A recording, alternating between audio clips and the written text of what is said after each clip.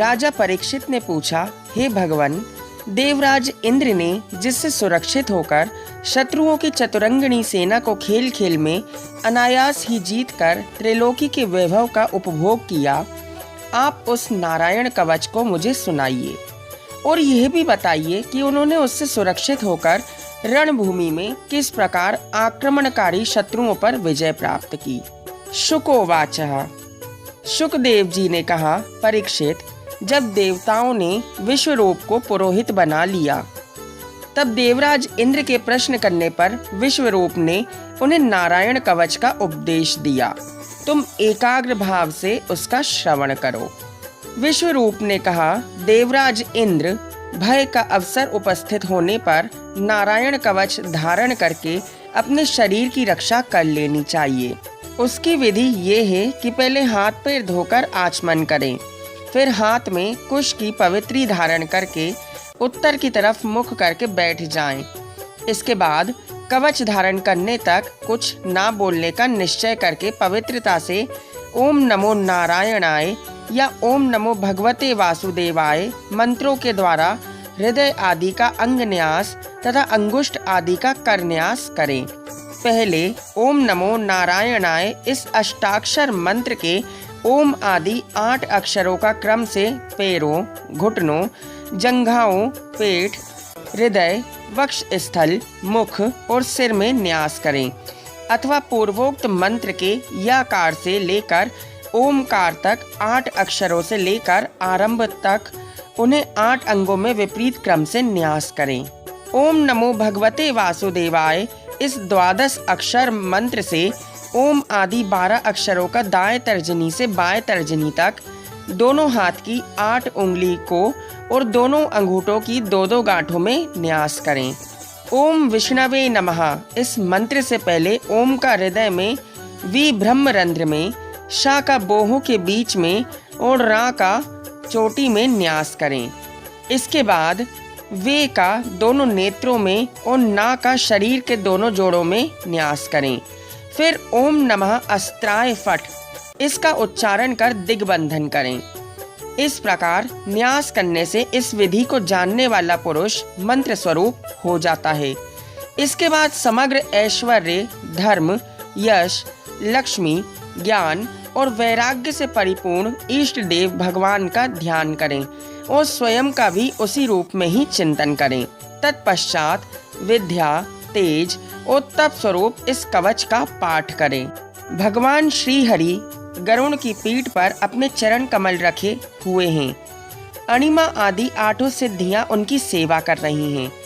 8 हाथों में शंख, चक्र, ढाल, तलवार, गदा, बाण, धनुष और पाश धारण किए हुए हैं। वे ही सब ओमकार स्वरूप भगवान सब प्रकार से और सब ओर से मेरी रक्षा करें। मत्स्य मूर्ति भगवान जल के भीतर जल जंतुओं और वरुण पाश से मेरी रक्षा करे। माया से ब्रह्मचारी का रूप धारण करने वाले वामन स्थल पर और विश्वरूप श्री त्रिविक्रम भगवान आकाश में मेरी रक्षा करें, जिनके घोर अट्टहास से सब दिशाएं गूंज उठती हैं और दैत्य पत्नियों के गर्भ गिर गए थे। दैत्यों के शत्रु भगवान नृसिंह जंगल, युद्ध भूमि आदि विकट स्थानों पर मेरी रक्षा करें।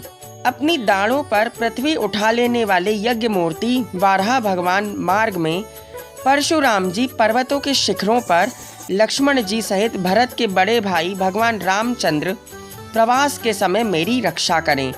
भगवान नारायण मारण, मरण, मोहन आदि भयंकर अभिचारों और सब प्रकार के प्रमादों से मेरी रक्षा करें।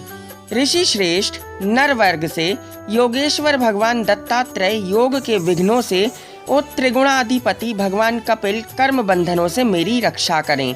परम ऋषि सनत कुमार कामदेव से हयग्रीव मार्ग में चलते समय देव मूर्तियों को नमस्कार आदि न करने के अपराध से, देव ऋषि नारद सेवा अपराधों से और भगवान कश्यप सब प्रकार के नरकों से मेरी रक्षा करें।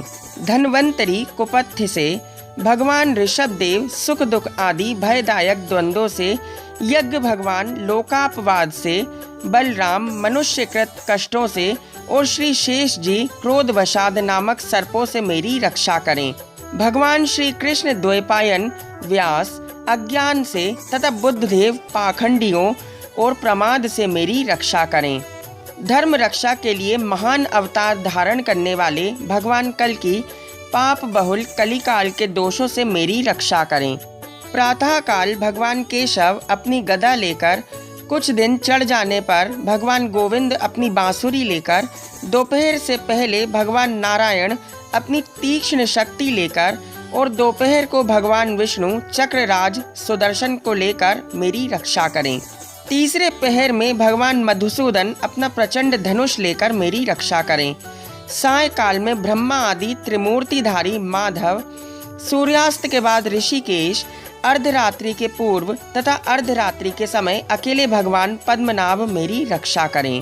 रात्रि के पिछले पहर में श्रीवत्स भगवान श्रीहरि, उषा काल में खड़गधारी भगवान जनार्दन, सूर्योदय से पूर्व श्री दामोदर और संपूर्ण संध्याओं में काल मूर्ति भगवान विश्वेश्वर मेरी रक्षा करें। हे सुदर्शन, आपका आकार चक्र की तरह है। आपके किनारे का भाग प्रलयकारी अग्नि के समान अत्यंत तीव्र है। आप भगवान की प्रेरणा से सब ओर घूमते रहते हैं। जैसे आग वायु की सहायता से सूखे घास फूस को जलाकर राख कर देती है, वैसे ही आप हमारी शत्रु सेना को शीघ्र ही नष्ट कीजिए। कौमोद की गदा आपसे छूटने वाली चिंगारियों का स्पर्श वज्र के समान असहनीय है। आप भगवान अजित की प्रिया हैं और मैं उनका सेवक हूँ, इसलिए आप कूष्मांड, विनायक, यक्ष, राक्षस, भूत, प्रेत आदि ग्रहों को अभी कुचल दीजिए तथा मेरे शत्रुओं को दूर कर दीजिए। हे शंखश्रेष्ठ, आप भगवान श्री कृष्ण के फूंकने से भयंकर शब्द करके शत्रुओं का दिल दहला दीजिए एवं यातुधान, प्रमथ, प्रेत, मातृका, पिशाच तथा ब्रह्म राक्षस आदि भयावह प्राणियों को यहाँ से झटपट भगा दीजिए। हे भगवान की श्रेष्ठ तलवार, आपकी धार बहुत तीक्ष्ण है। आप भगवान की प्रेरणा से मेरे शत्रुओं को छिन्न भिन्न कर दीजिए। भगवान की प्यारी ढाल आप में सैकड़ों चंद्राकार भामंडल हैं। आप पाप आत्मा शत्रुओं की आंखें बंद कर दीजिए तथा उन्हें सदा के लिए अंधा बना दीजिए। सूर्य आदि ग्रह, धूमकेतु आदि केतु, दुष्ट मनुष्य, सर्प आदि रेंगने वाले जंतु, दाढ़ों वाले हिंसक पशु, भूत, प्रेत आदि तथा पापी प्राणियों से हमें जो जो भय हो और जो जो हमारे लिए अमंगलकारी हो, वे सभी भगवान के नाम, रूप तथा आयुधों का कीर्तन करने से तत्काल नष्ट हो जाएं।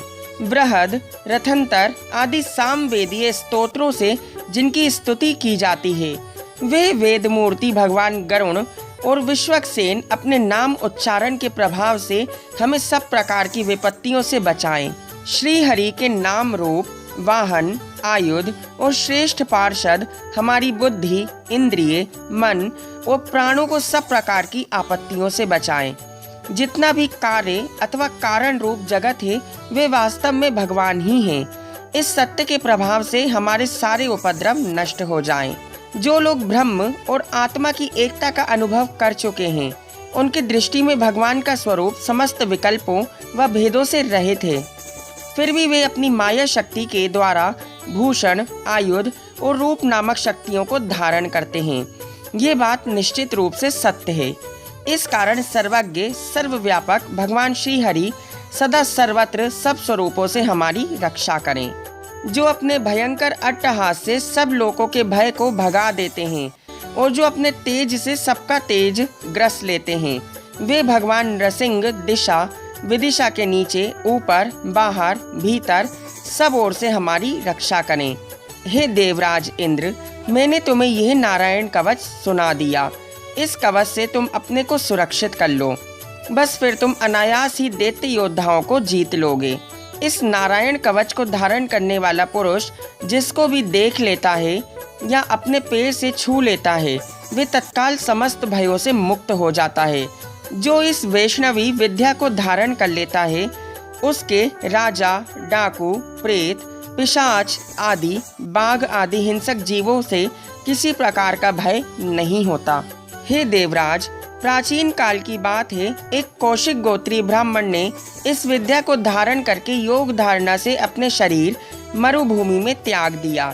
जहाँ उस ब्राह्मण का शरीर पड़ा था, उसके ऊपर से एक दिन गंधर्वराज चित्ररथ अपनी स्त्रियों के साथ विमान पर बैठकर निकले। वहाँ आते ही वे नीचे की ओर सिर किए विमान सहित आकाश से पृथ्वी पर गिर पड़े।